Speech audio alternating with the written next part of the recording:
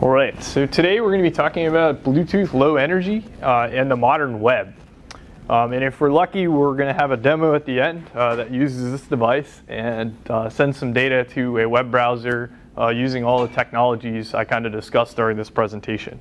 So you might be wondering, well, what is this device? This is a CC2541. You can see the box over there.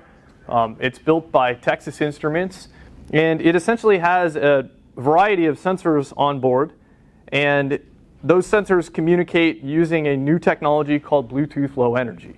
One of the differences between Bluetooth Low Energy and regular Bluetooth is that the low energy protocol allows you to kind of send small amounts of data at any interval that's chosen.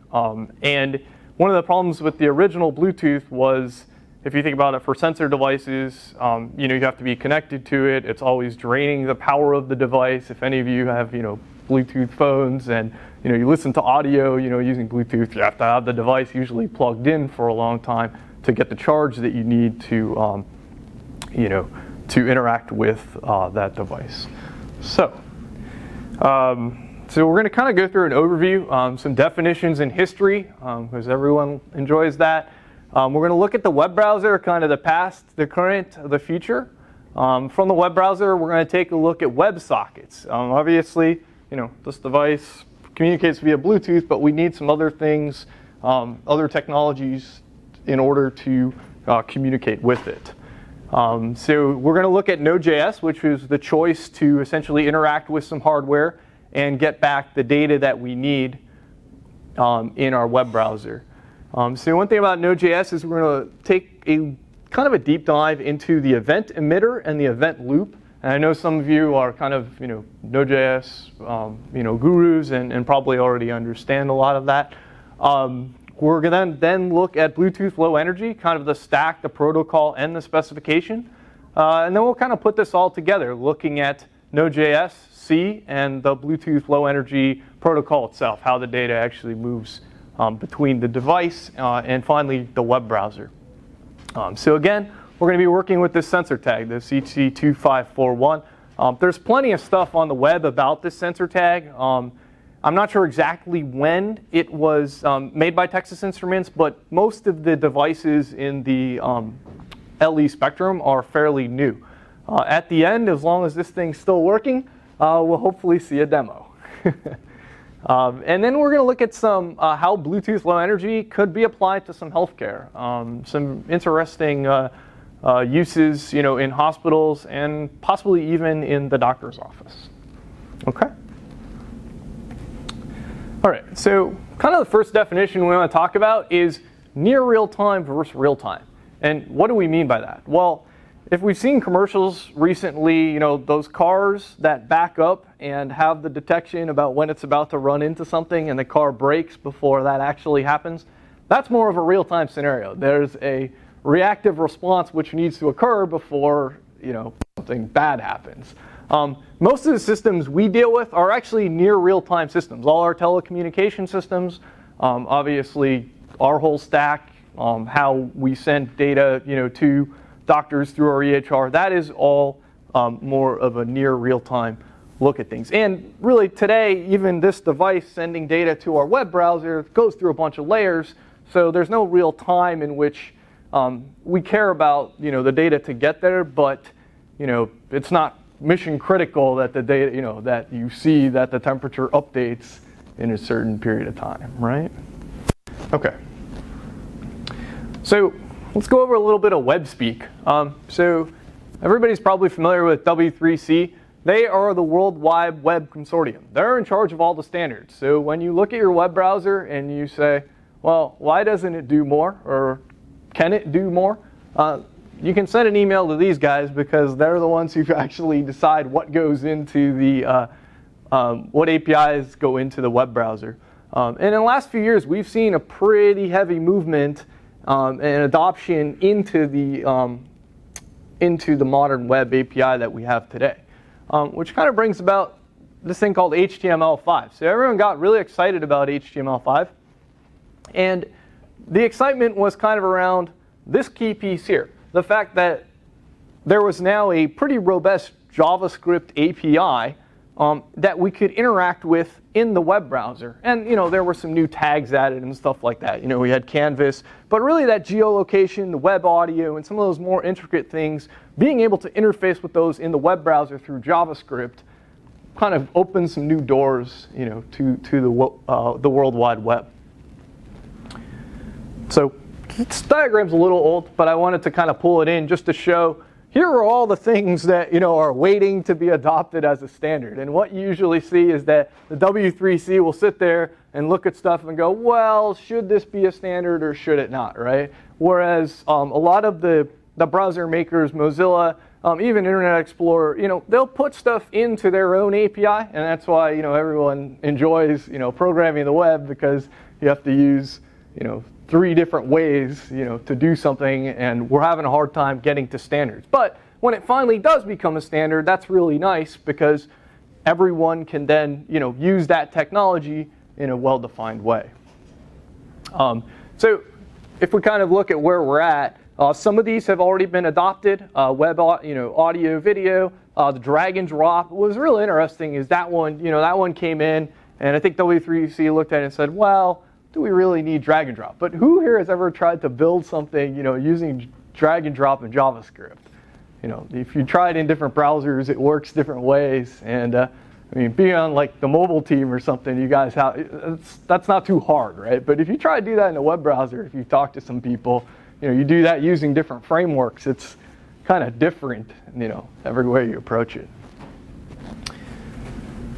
Okay, so a couple other terms, JavaScript and ECMAScript. So this guy, Brendan Eich, essentially, he is the creator of JavaScript. And JavaScript, the term JavaScript is actually a patented term.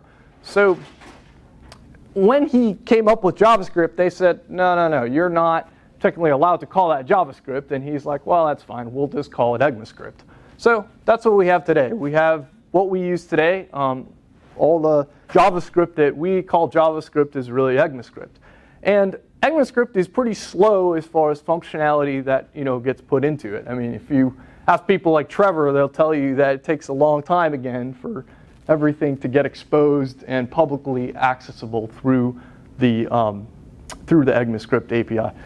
If you're interested, we're currently on the 6th edition of ECMAScript, and you can kind of drill in and figure out a little bit more just by going to ecmascript.org.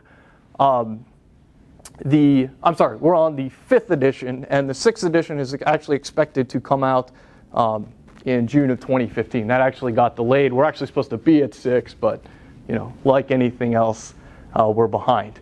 Something very interesting, Douglas Crockford, who's now a JavaScript architect at PayPal, has a lot of very interesting books and videos that, if you're interested in the language or, you're curious, I highly recommend checking out. I read the book, JavaScript, The Good Parts. And it really explains, there's a lot of scary things you can do with JavaScript. Anyone familiar with the language? You can really wrap yourself around a post pretty quick. And after reading this book, it kind of really gets into the part of, okay, well, here are some really good things about this language. Another interesting point is that JavaScript was kind of originally built off Scheme and this other functional programming languages. So as you do a kind of a deeper dive into this, you notice that, wow, there's a lot of functional programming that applies, when using JavaScript. You can do function composition and kind of all those, interesting things that you can do in Scala and Python and other functional languages. So again, just some history. Okay, so I wanted to bring up a interesting slide here. Kind of shows the web browser evolution. And let me just wait for that to load. So here we go, a trip through time. And as we see by the end, there is just a complete, advance in web technology and what's getting standardized and, what's getting adopted. And it's, if anyone remembers, let's go ahead and take a trip back. I'm sure, some of us remember this. I actually do. I remember the first Mosaic web browser interface. And boy, wasn't this a great time where you just, you had like hello world, a few simple forms, and that's really all you could do, right? There wasn't any of the graphics and any of the other things. That was, where we were. And that was back, right, all the way back in, back in that time frame. And now if we look forward, we're all the way, in the future here, like, holy cow. So, everything in the sun has kind of started to go into the web browser. I mean, going to drag and drop, web workers, right? The ability to finally do stuff in the background. That was a big deal. The date and time inputs was even big. Touch events, all these things, right? And if we further drill into this, we can definitely see, that kind of cluster of new available technology through a web browser. Now, it brings out an interesting question. Should we do everything through a web browser? I mean, probably not, right? I mean, there's a lot of, the mobile guys will look at this and go, well, yeah, that's interesting, but, the things we could do on a native device, well, the native device can already do this, so what is the point, what is the point here? And well, that's sort of what we're trying to get at is, why does it take all these technologies, to essentially get data from a sensor, and show it on a desktop platform? Why do we have those barriers? So that history we kind of went through is where we're at, right? Like, so now if we look at this Bluetooth low energy spec and where this is as far as being adopted, going back to the specifications, we're not there yet. In fact, Mozilla put the Bluetooth low energy spec into their operating system specification, pushed it over to the W3, and the W3C said, yeah, not yet, right? And yet on a native device, there's people programming devices like this kind of all over the place. So again, this battle of, web browser to standards to, to a result of what you can do on a native system versus in the web. So let's go ahead and back to the presentation. Oops. All right. So the next thing we want to look at, there we go. So kind of web browsers today, right? We kind of touched on this. It's an open community.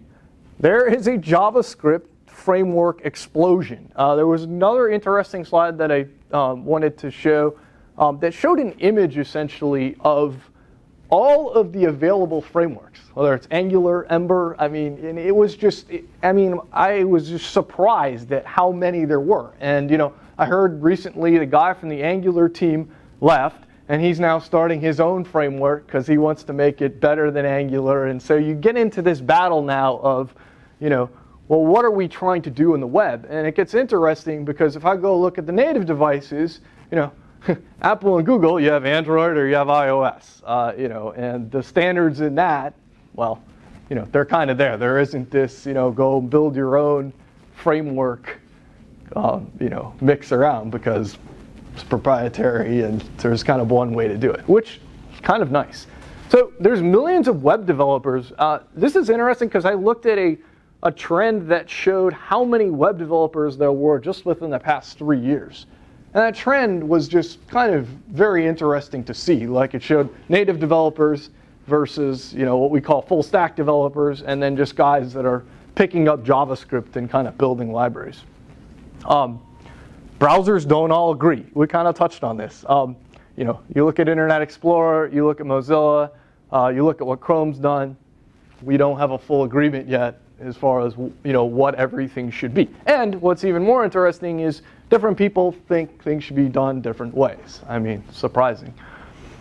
In the web, we also have this concept of the UI design critical for adoption. So if you remember that image I showed of the Mosaic browser, if you remember the old form things that you used to do, even 8 to 10 years ago, nah, that's not acceptable anymore. Essentially, if it's not pretty, people aren't going to use it.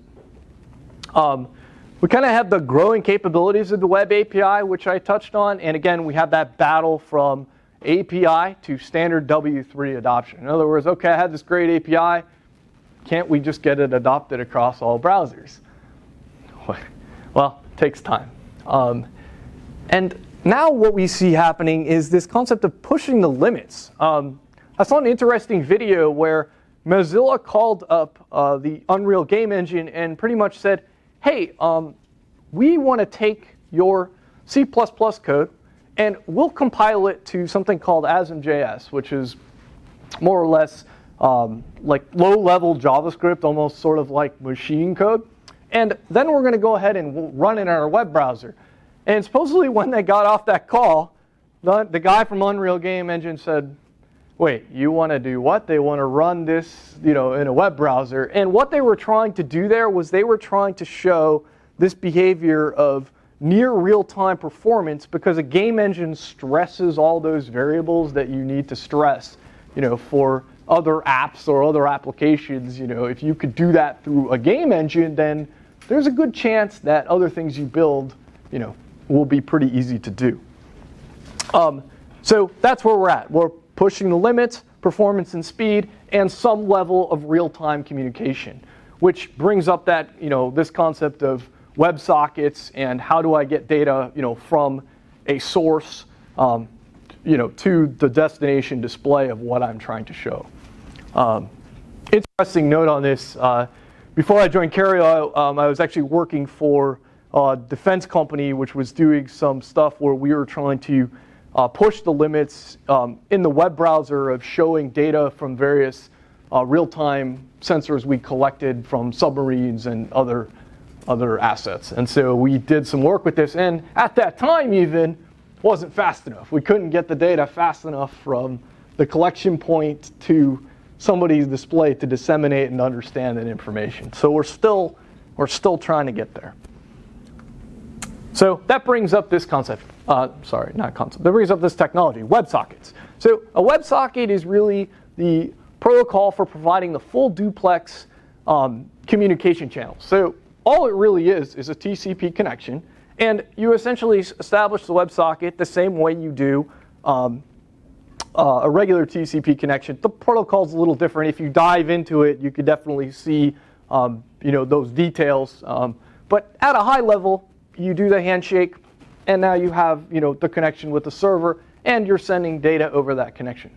Now, interesting. Why did it take so long for a TCP connection, which we used in all kinds of desktop apps and everything else, to make it to the web browser? Well, we go back to the standards committee, and it took them a really long time to say, yeah, I think we should probably have some type of real-time connection to move data, in the browser itself.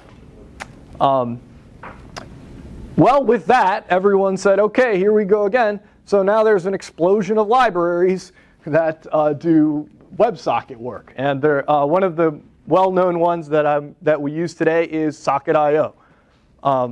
We'll talk a little bit about Socket.io from not just how it interfaces with the web browser, but how you can use it to interface with hardware to get data from one module to another to the actual web browser, right? So it can be used just as a TCP connection with another device, not just with the web browser. So it's a pretty good choice. There's also, if you go do a kind of a deeper Google dive, you can find a lot of information about some of the projects that IBM and other companies are doing around using hardware sensors and other things, and Socket.io and other WebSocket and TCP communication protocols. One of the things that is interesting about that is that, So then we get into the low-level socket programming, and I kind of just left it there because all these people are building these libraries, and kind of building that low-level socket programming is a reward in itself. Okay, so another technology we're using today is Node.js. One of the nice things about Node.js, it provides this event-driven architecture and non-blocking I/O. Okay, so how is this good for today? Well, we have this CC2541, which what we want to do is connect up to it. And once we connect up to it, it's going to start, sending us some data. So we have to discover it, then we have to connect up to it, and then it's going to start sending some data. So that sounds pretty good for some type of callback behavior, right? So send out, wait for something to happen, get the callback, and now, now I'm connected up, and now anything upstream who wants to receive those events can do that. The event loop. So what happens with this event loop is essentially, you don't have any contention for trying to do other things. You're just going around in a loop essentially and handling anything that's there, to do work, right? So callback 1 gets okay, now callback 2, and so on, right? And we just keep doing that, and we try to do that as fast as we can. And what was interesting is I looked at some testing stuff around this, and there's some very interesting projects going on testing how fast can I get around the loop versus in an asynchronous model when I'm having each thread fire off events. What is the mix here? It's kind of interesting. The core functionality of Node.js resides in a JavaScript library, and then we have these Node.js bindings which are written in C++. If you talk to Greg, he could probably give you some more information about this. Is really powerful, right? I can now create all kinds of bindings to different applications, and I can write those myself. So if there was some device I wanted to connect up to and do some work with, well, okay, now I have the ability to, from JavaScript, send some events up to my web browser, which, if we think about it, can be useful in all kinds of bringing a network together applications, right? Communicating kind of with all things. Oh, and just another note here. We kind of have this other bindings. It uses the libuv abstract later. So this is more of, again, back to Node.js binding down with the operating system so I can do some work. So I can do work with the file system, the network, all of those lower level things, and get kind of those events, right? So if I punch a key on a keyboard, okay, got it, and now that can fire an event, up to my UI saying that, I punched an event, right? So it can get that interrupt, and off we go. Okay, Mitch, why did you choose Node versus Angular? Is there a difference? For what you're trying to do? Yeah, so for this, so connecting it together, Node essentially gives you the hardware interfacing that I was dealing with this. So I'll explain kind of later on. Essentially, I have Node firing up a C process, and then I'm bound to that C process. That C process is then communicating with the hardware controller of a device, sending data over to this to tell it to do something. And so the Angular is kind of that front end piece. So so you could build the Angular in the actual web browser. This Node.js is actually running on the server itself. So it's just running as a process. You could essentially also run a C process and maybe fire up a connection with, it gives you the WebSocket and socket ability that you're looking for, kind of in a fast way. If you write that yourself, you'd have to write the WebSocket layer handshake, and then the TCP layer handshake, and then the lower C module. So you could do that. You could do that as well. Is that clear? Okay, cool. All right. So when we talk about Node.js, we don't go very far without talking about the event emitter, which is kind of what I was saying when, something happens and we need to tell something else something happens. And if we look in JavaScript, there's something missing. We don't have this concept of a real object observable, at least not yet. So I looked further down the spec. It's very interesting. In ECMAScript 7, supposedly we're finally going to get this. So all this framework writing that went on here, yeah, that will go away. That will be nice. But so because we don't have that, there is a event emitter library in Node, which allows us to do that same thing. It allows us to, and I'll show you kind of how that works in the JavaScript world, where you are, and it feels sort of hackish, where you're kind of hacking this notify channel together. But that's the way I looked at how a lot of applications are written using this way, and that's the way you do it. Because you're again kind of constrained by what's available in the ECMAScript API. So how does this apply today? Well, here we go again, right? We issue a command connect. The connect is sent down through the bindings. The C process then sends an event over the standard in channel to a hardware controller. Finally, it gets over to the device, and finally the device kicks a message back, and then that gets picked up by the event emitter, and then that event gets transmitted back upstream all the way to the web browser, right? So it makes sense that once you put this event emitter in place, well, now I can kind of tell everything else what's going on, right? I could hook other scenarios in where maybe, I don't know, I'm listening on a file system somewhere and I want to write maybe some of the data from this device to that, right? So I have all that ability. So we needed to build in this notify channel. All right, so what does this, oh, that's interesting. The picture actually didn't come up for that. Huh. Let me try to go back. Oh, that's, well, all right, I'll have to kind of explain. Google didn't pick this up very well. So what was here was some code that showed the binding for the event emitter. And what I mean by that is that if you're all familiar with JavaScript, you can essentially take the prototype and you bind the function to that object. And then when you get that notify, now you have access to kind of all the arguments. And because JavaScript is the way it is, you're fighting against that scope chain. So it's really, again, when I say kind of hacked, it is. Because you have to do this binding, and then the caller, you're getting that callback, and if the scope chain is essentially affecting how you can work with those arguments. Does that make sense? I wish I had that picture, but okay. So how does this kind of work? Well, here it is, right? So over here we had the binding going on, and then this is the actual function in the prototype. So here we're doing we're saying on discover, if we're a new peripheral, if we don't know about this guy, let's go ahead and register this guy.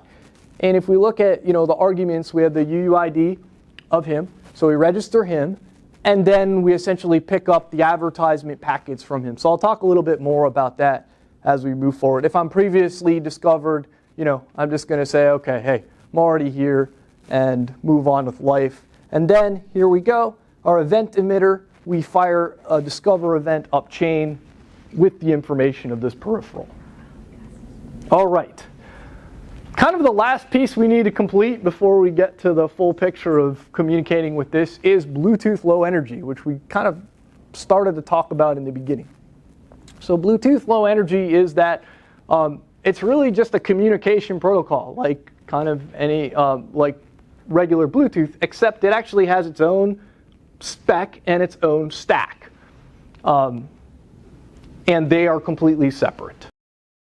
This device, what's the proximity requirement for this thing? Like how much distance? Distance? Yeah, so I'll get into, I have, so this device itself, I'd have to look at the specification, but this actually has further range than regular Bluetooth. That was another problem solved with low energy, as they solved the range problem, which was a big deal, because now you could put one of these here, and well, it was interesting. When I was playing with it at home, I was able to leave my apartment, and I still had a connection with it kind of out the door. So it definitely has. I don't know exactly, but several of the device manufacturers have done a lot of research to figure out how to even extend the range further. So we continue to push that, get there. So let's kind of take a look here at this specification. So this is interesting. Here we go. So this is the Bluetooth core specification. Now, anyone can kind of go here and look at this. And the reason I bring this up is that right now we're on Bluetooth 4.2. This was released recently. What's interesting is that in Bluetooth 4.2, we actually have the ability for this device, or a device like this, to connect up and receive internet packets. Now, this seemed odd to me when I first started thinking about it, but then again, okay, well, we have the Internet of Things, so now we could have this device talking to that, right, all talking to the web, and well, there we go, right? But there are some things that still need to be solved technologically before we get there, because again, this is a low power device, and it's sending and receiving a little bit of data. So how do we get past the boundary of really providing the the lot of data moving all kinds of internet data around IPv6 through this? It's an interesting question. But what you'll see is that there are some device manufacturers who have started work in this, but the special interest group at Bluetooth is actually ahead of these device manufacturers. And when we look at the GATT later, we look at the specifications of Bluetooth Low Energy and how the software stack works, we'll see that the special interest group is far ahead to the point where there aren't hardware devices out there yet that essentially use parts of the specification. So interesting to see that the software spec is ahead of those device manufacturers. All right, let's get back to, whoops, here we go.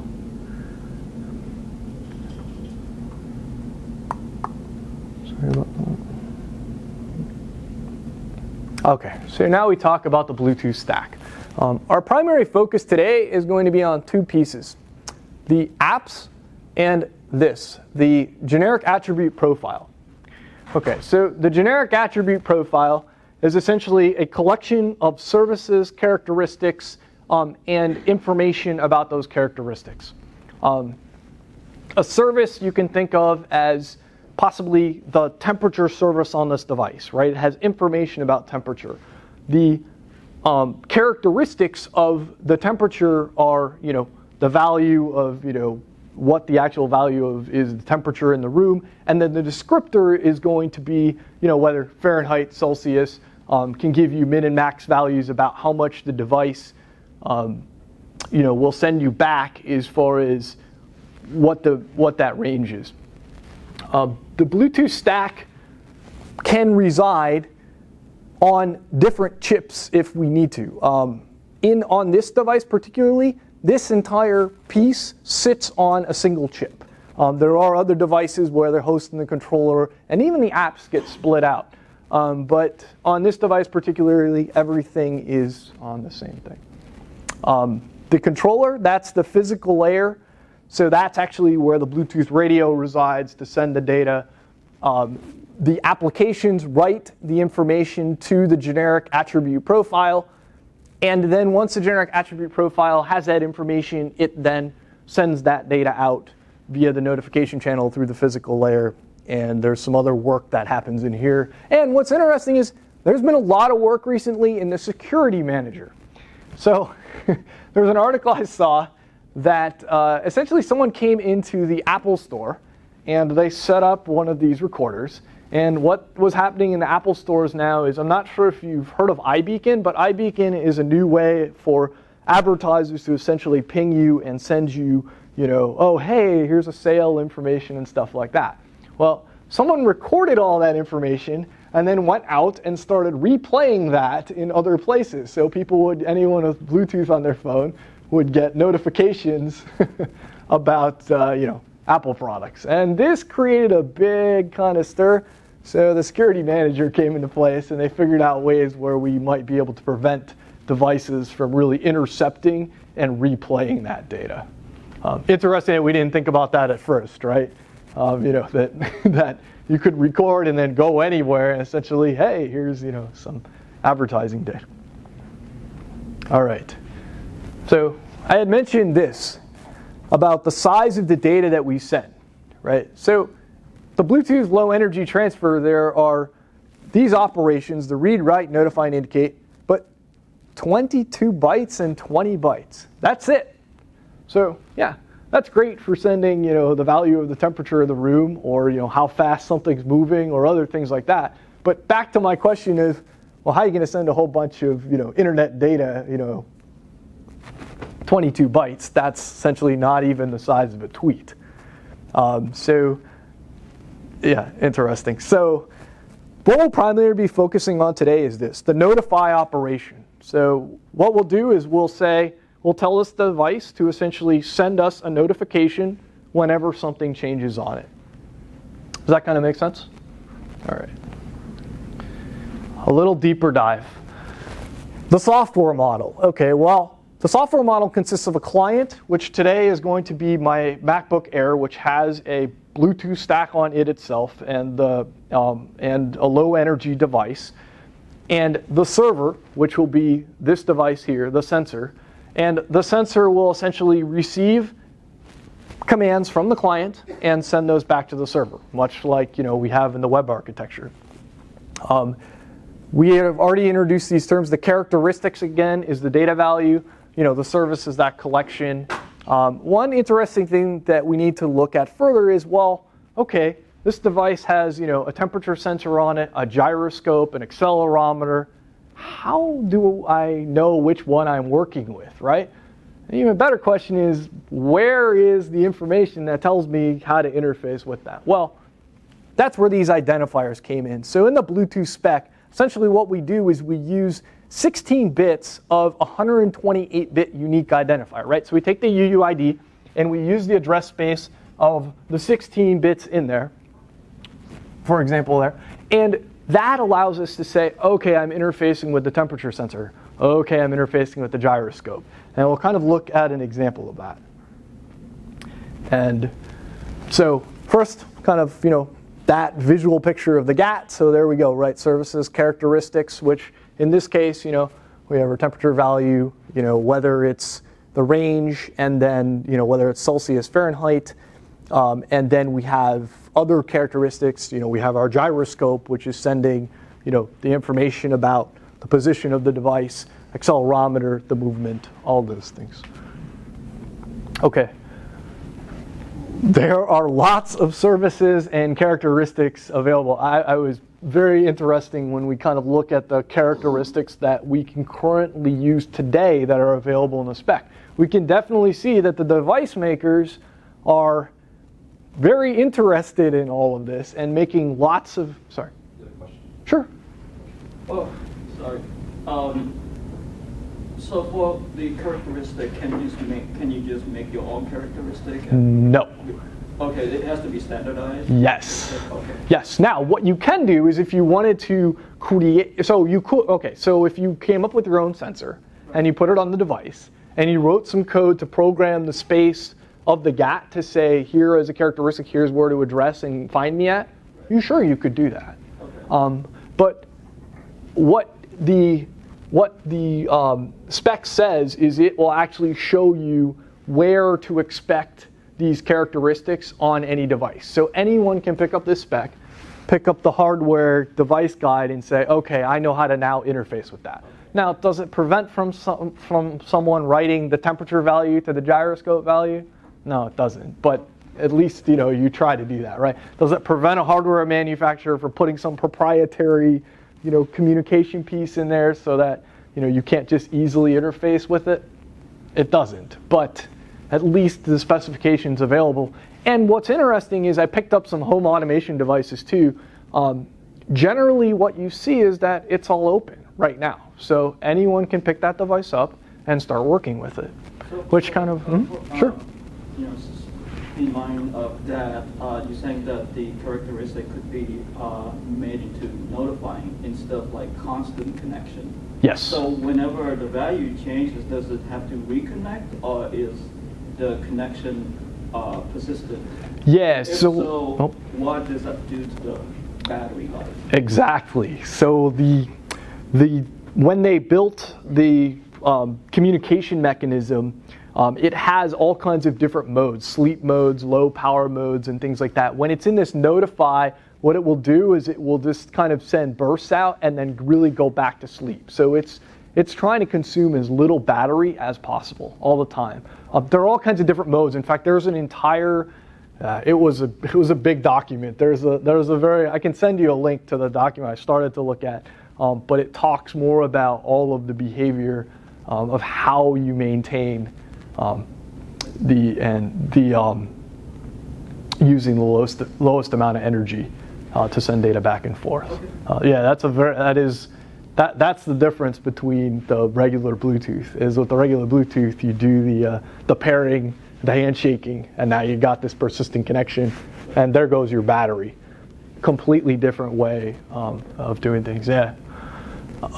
So again, usually the specification is ahead of the hardware. And we see that, right? We see things in this specification that I haven't been able to find hardware devices yet.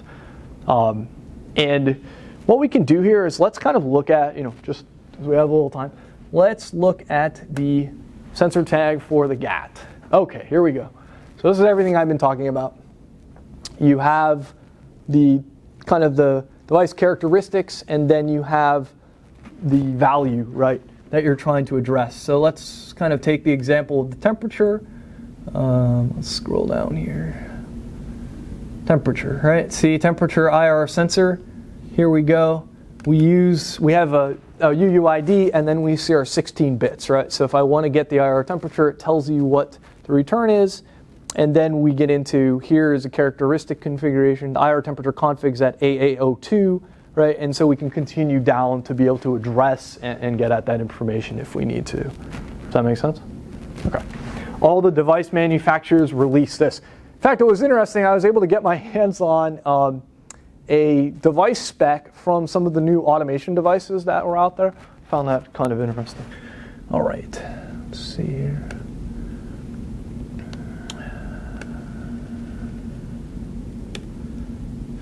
All right, so we kind of talked about this. So I just want to kind of hammer this point home, but here's kind of how we work with it, right? The 128 bits, and then here's each one actually in the code, right? AAO2, AAO1, AAO3, and now we have, the information we need to interface with the device. So that problem's been solved. All right, so let's kind of put this all together. So we're working with a sensor tag in Node.js. The first thing we need to do is discover this peripheral. Then we need to connect to it.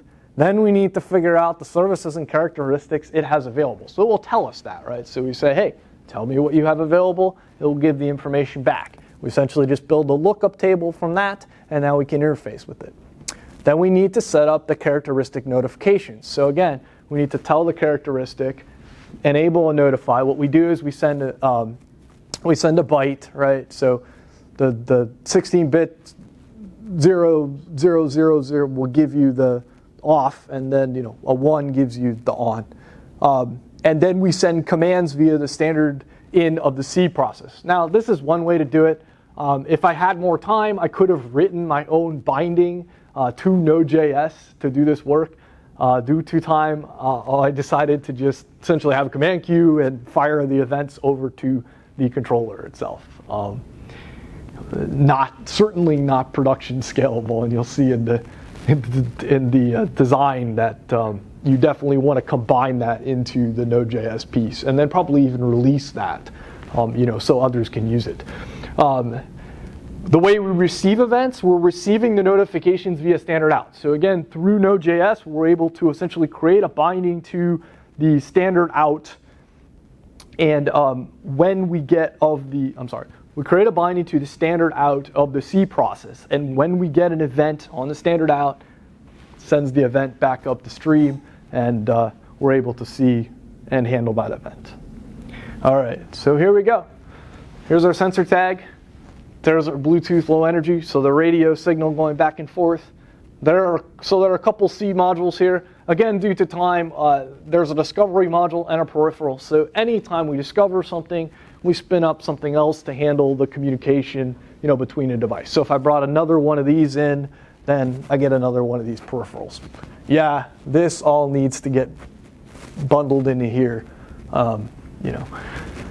Here is the standard in, standard out communication. One interesting thing I learned real quick is that if you start sending the Bluetooth microcontroller, and I'll talk about that library in a minute, but if you start sending the Bluetooth microcontroller commands too quickly, essentially it gets lost. So you have to put a command queue in there, so you send it, and then it gets picked up, processed one at a time.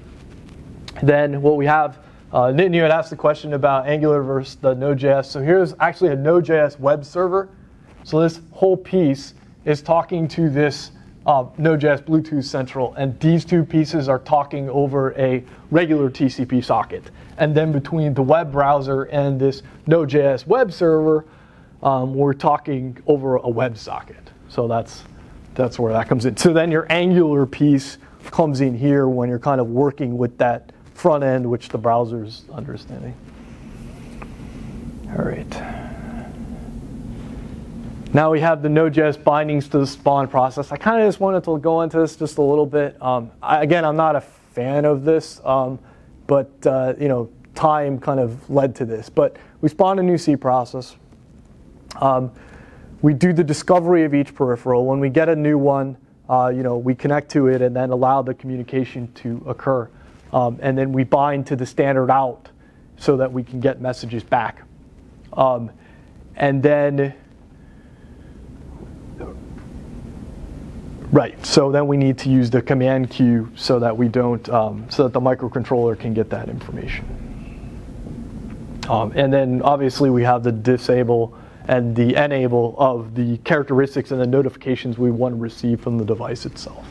Okay, so how do we do this? Okay, so I chose to use, I have a Linux VM running on my Mac. And this was interesting because I thought out of the gate the hardest part would be getting that whole communication layer working.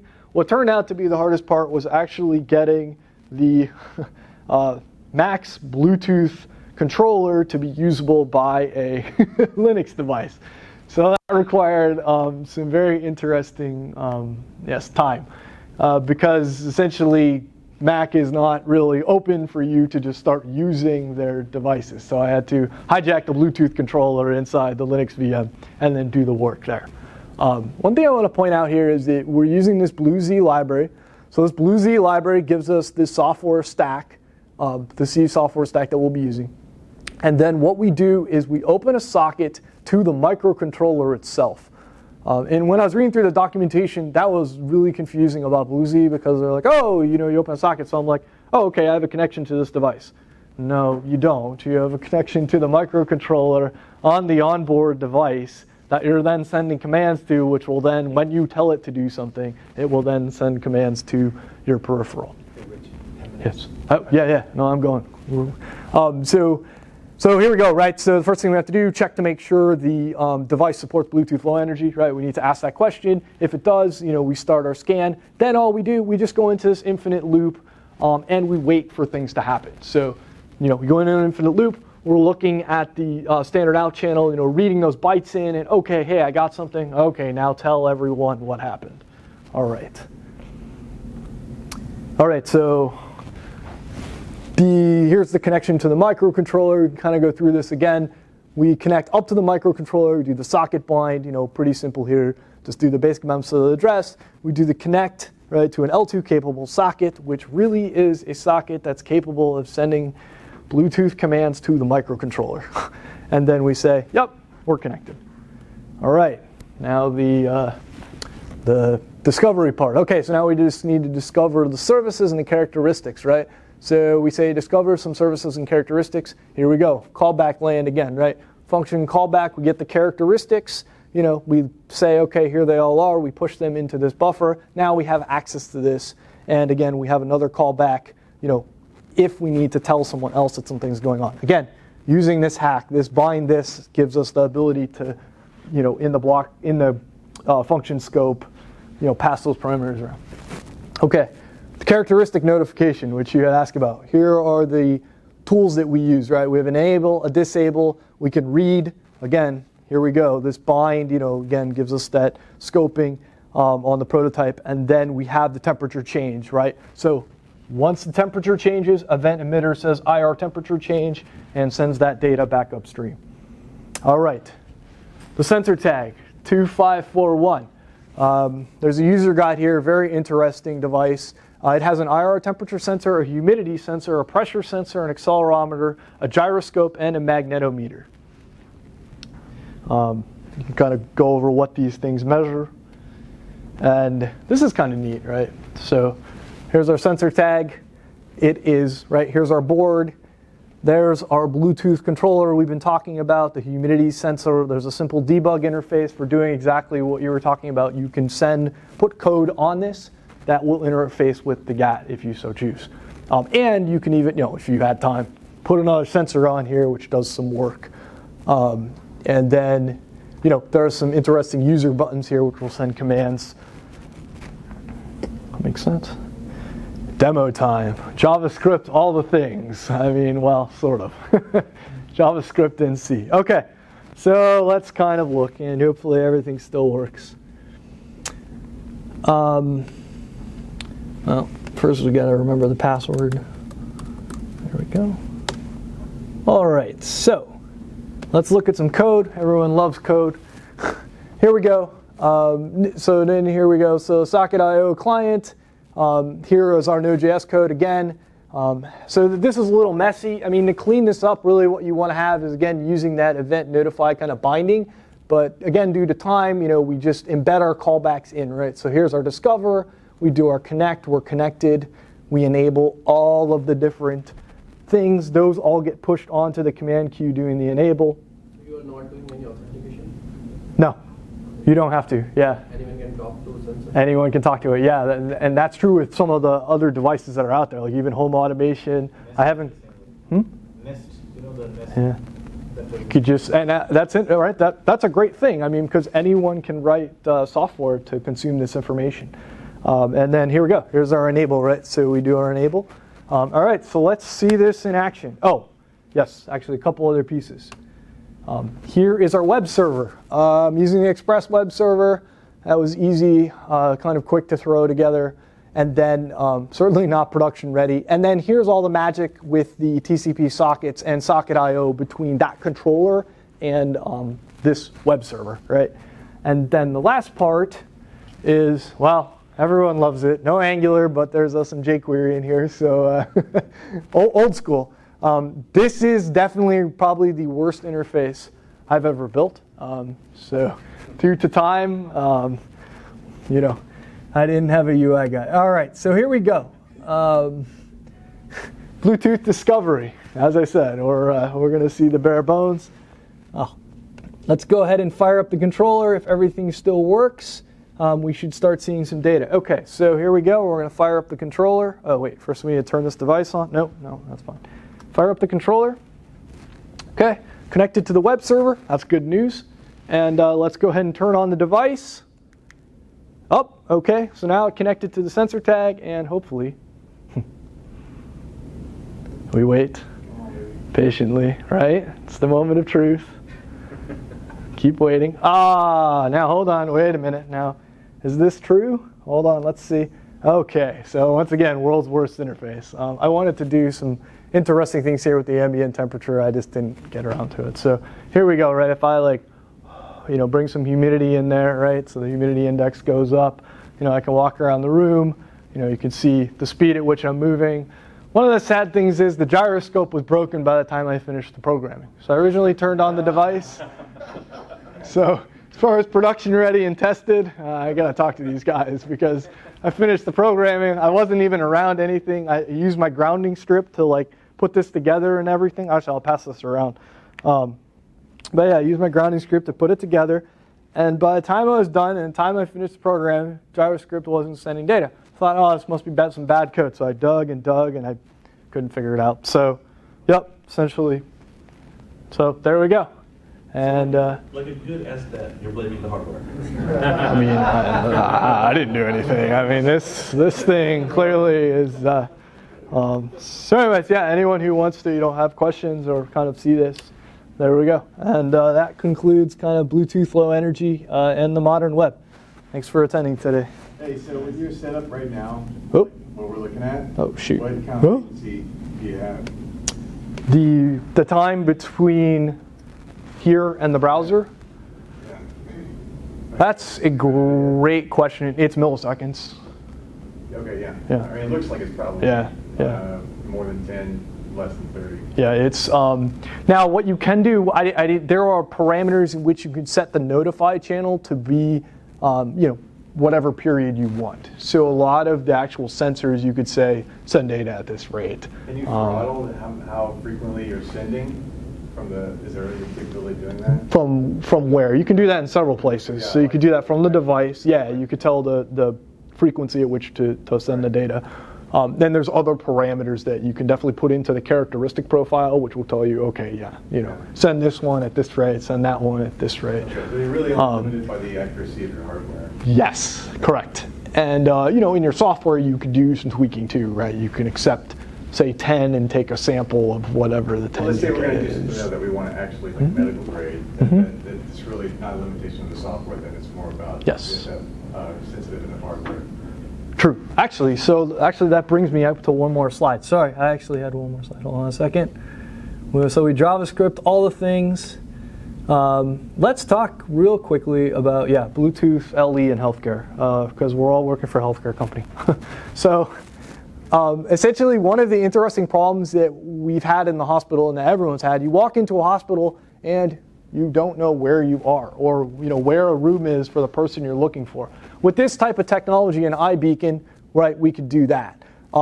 Another interesting one, and I did some reading on the near field communication that's used for pay and stuff like that. If anyone's looked at the range on that, it's not good. And so what happened was these guys went to the medical device people and said, hey, we'd like to essentially put this tracking on your medical devices. And they said, no way, because the range, isn't good. So if you're walking around trying to find something, a device that's, out and away, you'd have to be really close to actually figure out that it's there.